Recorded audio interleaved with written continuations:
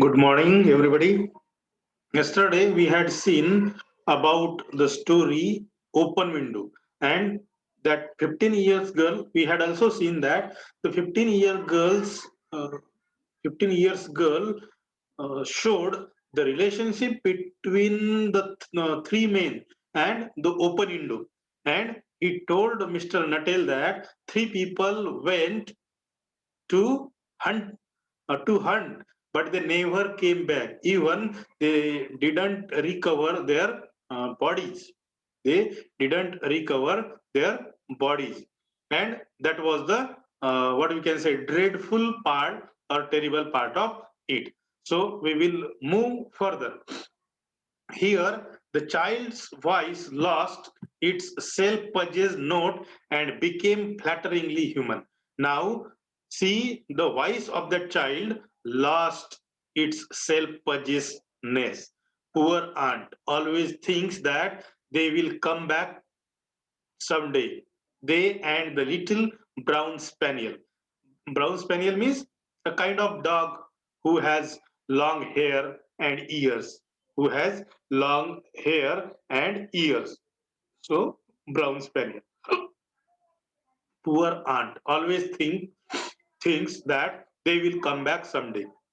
And she further stated that my poor aunt, she is still hopeful that her husband and her brothers will definitely come a day someday, and that's why she always keeps that window open. They and the little brown spaniel that was lost with them, and they means my aunt's husband and two brothers, and one was dog, brown spaniel, a little brown spaniel who was also lost with them, and walk in at that window just as they used to do. And my aunts always thinks that they will definitely come someday back. So that's why she keeps that window open. That is why the window is kept open every evening till it is quite dusk. And that's why the 15 years girl stated that that's why my aunt kept that window open, or my aunt keeps that window open every evening till the darkness, or you can say till it is quite dusk. जोपर्यंत अंधार पडत नाही, सूर्यास्त होत नाही, तोपर्यंत तरी माझी जी aunt आहे ती खिडकी ओपन ठेवते. Poor dear aunt, she has often told me how they went out, her husband with his white waterproof coat over his arm, and Ronnie, her younger brother, singing Bertie, why do you bow, as he always did to tease her. Tease म्हणजे चिडवणे, because she said it got on her nerves. Nerves means here uneasiness, we can say, psychological state, uneasy psychological state. And she further stated that poor dear aunt, she has often told me how they went out. माझी गरीब बिचारी काकू, ती मला नेहमीच सांगायची की ते कसे शिकारीसाठी गेले आणि कसे परत आले नाही. Her husband with his white waterproof coat over his arm, आणि तिचे जे मिस्टर होते, तिच्या मिस्टरांनी त्यांच्या खांद्यावर एक वॉटरप्रूफ कोट टाकलेला होता.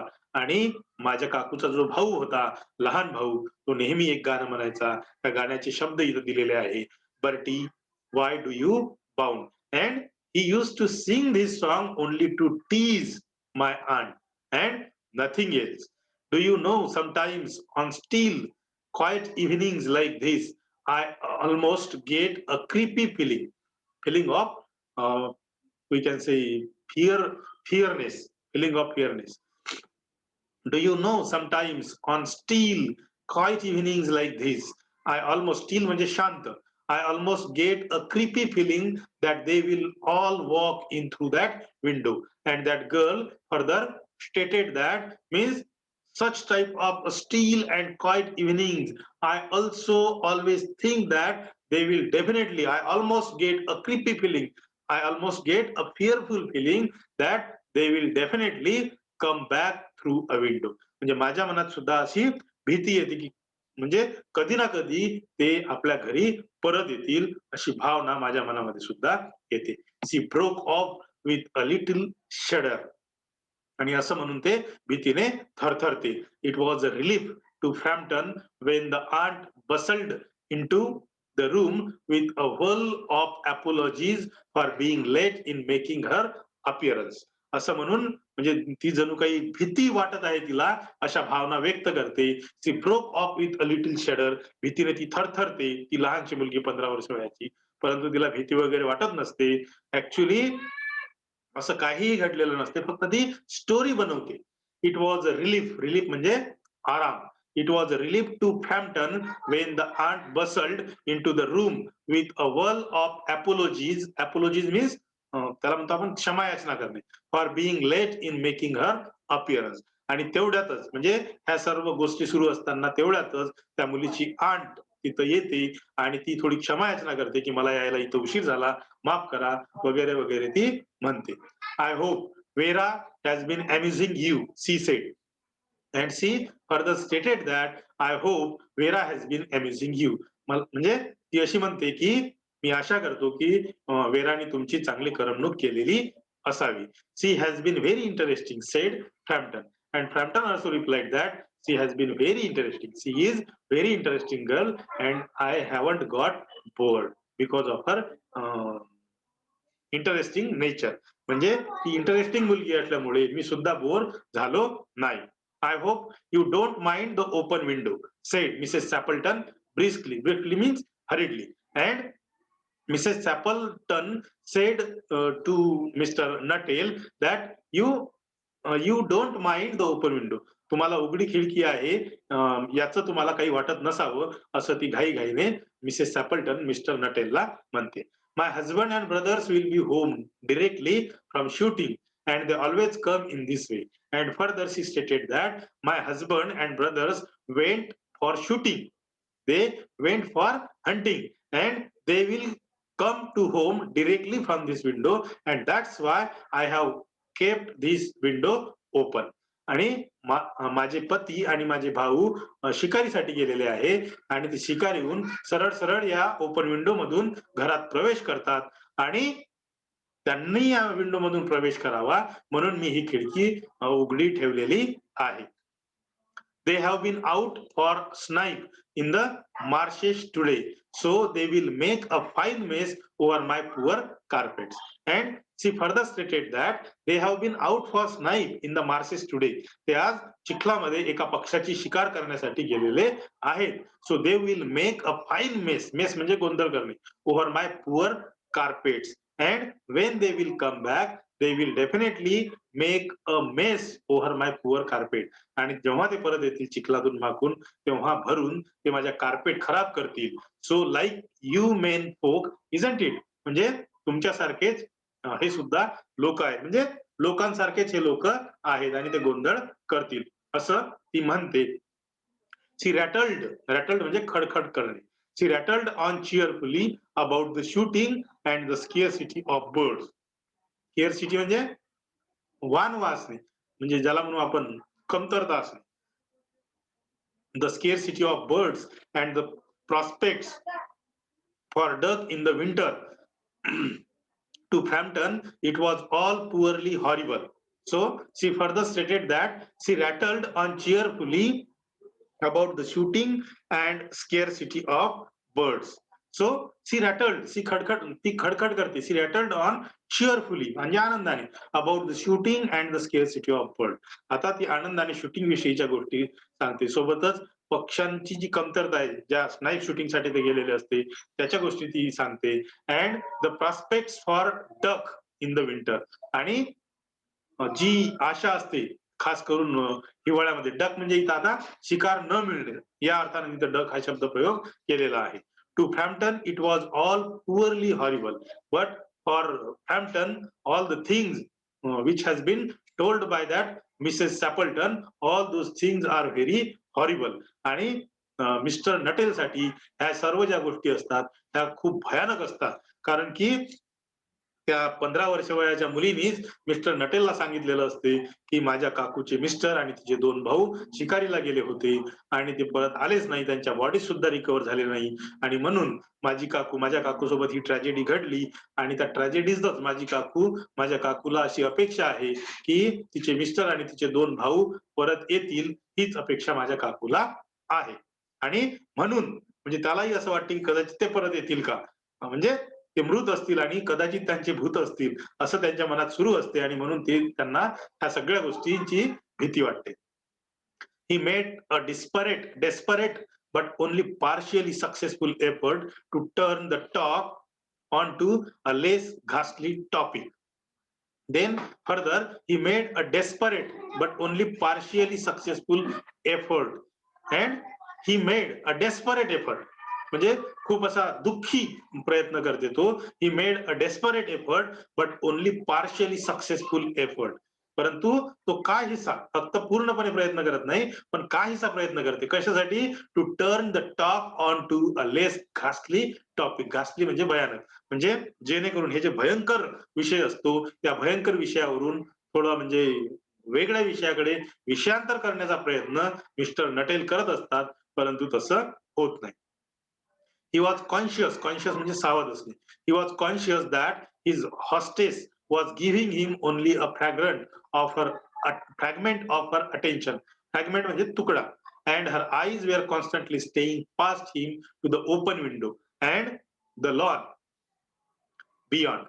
And he was conscious at that time when the discussion on that topic was going on. At that time he was conscious that hostess means Mrs. Sapleton, म्हणजे मालकीन म्हणतो आपण हॉस्टेस म्हणजे. His hostess was giving him only a fragment. म्हणजे काही गोष्टी त्याची मालकीन त्याला सांगत आहे असं त्याला वाटते. And her eyes were constantly straying past him to the open window. आणि तिचे जे डोळे असतात मिसेस सॅपल्टनचे, नेहमी ती अधून मधून त्या खिडकीतून बाहेर पाहत असते. And the lawn beyond. आणि त्या लॉनच्या पलीकडे पाहत असते. It was certainly an unfortunate coincidence. Unfortunate म्हणजे दुर्दैवी आणि कोइन्सिडन्स म्हणजे योगायोग. It was certainly an unfortunate coincidence that he should have paid his visit on this tragic anniversary. आणि त्याला असं वाटते की it was really or it was surely an unfortunate coincidence. हा किती दुर्दैवी योगायोग आहे. That he should have paid his visit on this tragic anniversary. म्हणजे ह्याच भयावह अशा अॅनिव्हर्सरीला तो तिथं भेटायला आलेला असतो किंवा तिथं राहायला आलेला असतो. हा एक योगायोग आहे असं त्याला वाटते. The doctors agree in ordering me complete rest. म्हणजे आता तो ह्या सगळ्या गोष्टी त्या मिसेस सॅपल्टनला सांगत असतो आणि मिसेस सॅपल्टनला तो याच्यासाठी सांगतो की तो जो विषय असतो, खास करून मिसेस सॅपल्टनच्या पतींचा आणि तिच्या 2 भावांचा, ते जे शिकारीला गेलेले असतात आणि तिकडे चिखलामध्ये फसतात आणि आता 3 वर्ष होत असते, त्यांच्या बॉडी सुद्धा मिळालेल्या नसतात आणि ते येतच नाही. म्हणजे आतापर्यंत आलेच नाही, परंतु ते कदाचित कधीतरी येतील अशी अपेक्षा मिसेस सॅपल्टनला असते. परंतु असं काहीही होत नाही. ते शिकारीसाठी आज सकाळीच गेलेले असतात आणि सकाळपासूनच वापस आलेले नसतात. परंतु ती 15 वर्ष वयाची जी मुलगी राहते, तिला स्टोरी बनवण्याची स्किल असते. एखादी गोष्ट तिच्या मनात आली तशी ती स्टोरी बनवत असते आणि ती मिस्टर नटेलला सांगते आणि म्हणून मिस्टर नटेल थोडे घाबरलेले असतात आणि म्हणून ते विषयांतर करतात आणि म्हणून ते म्हणतात की माझा इथं येण्याचा योगायोग म्हणजे तुमची जी ट्रॅजिक अॅनिव्हर्सरी आहे, त्या ट्रॅजिक अॅनिव्हर्सरी येण्याचा योग आणि माझ्या इथं येण्याचा योग हा एक योगायोग आहे असं ते मिसेस सॅपल्टनला सांगतात. आणि पुढे त्यांच्या तब्येतीच्या गोष्टी ते करतात. The doctors agree in ordering me complete rest and absence of mental excitement. And he further stated that his doctors agree in ordering me complete rest. म्हणजे त्यांच्या डॉक्टरांनी कसं त्यांना कम्प्लीट रेस्ट घ्यायचं सांगितलं. And absence of mental excitement and avoidance of anything in the nature of violent physical exercise announced Framton. आणि त्यांनी कशी कशी प्रिकॉशन्स घ्यायची सांगितली या विषयाकडे ते मिसेस सॅपल्टनचं लक्ष वेधतात. हु लेबर्ड अंडर द टॉलरेबली वाईडस्प्रेड डेल्युजन म्हणजे संभ्रम, that total stranger and chance acquaintances म्हणजे ओळख असणे. Are hungry for the least detail of one's ailment म्हणजे दुःख. And infirmities, infirmities means weak in health, आरोग्याने थोडं अशक्त असणे. Their cause and cure means he was telling to Mrs Sappleton all the things about his illness, how doctor advised him to take a complete rest, and what are the things that he should follow because of the advice of doctor. Means he wanted to tell all these things to Mrs. Sapleton. Okay, but only for the sake of just uh, trying to move their attention from that ghastly topic towards a new topic. Only that purpose he was telling all the things to Mrs. Sapleton. म्हणजे तो जो विषय असतो त्यांचा चालू म्हणजे Mrs सॅपल्टनच्या पतीचा आणि तिच्या भावांचा शिकारीचा, तो विषय आता त्याला बदलवायचा असतो. तो आता त्या विषयाला खूप घाबरत असतो. त्याला असं वाटतं की ते कदाचित येतील का, त्यांची भूतं कदाचित येतील का, असं त्याला वाटतं. भूत वगैरे काही नसते, आपल्या सगळ्यांना माहित आहे, परंतु एक स्टोरीमध्ये त्याला तसं वाटते आणि म्हणून त्याला विषय बदलवायचा असतो फक्त, आणि तो विषयांतर करत असतो. On the matter of diet they are not so much in agreement, he continue, and he told her that on the matter of diet they are not so much in agreement. परंतु जो डायटचं matter आहे किंवा diet संबंधीच्या ज्या गोष्टी आहे त्या गोष्टींबद्दल त्यांचं अजून एकमत झालं नाही डॉक्टरांचं, असं तो म्हणतो.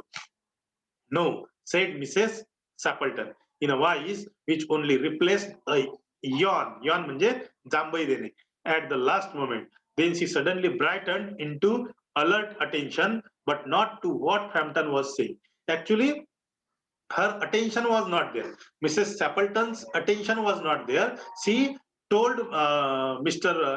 Nuttall that no, said Mrs. Stapleton in a voice which only replaced a yawn at the last moment. And she was yawning. She only said no and she was yawning म्हणजे ती जांभई देत असते. And then she suddenly brightened into alert attention, but not to what Frampton was saying. And she was suddenly became brightened into alert attention म्हणजे एकदम त्यांच्या चेहऱ्यावर तेजी आलेली असते आणि एकदम अटेंटिव्हली त्या उठलेल्या असतात.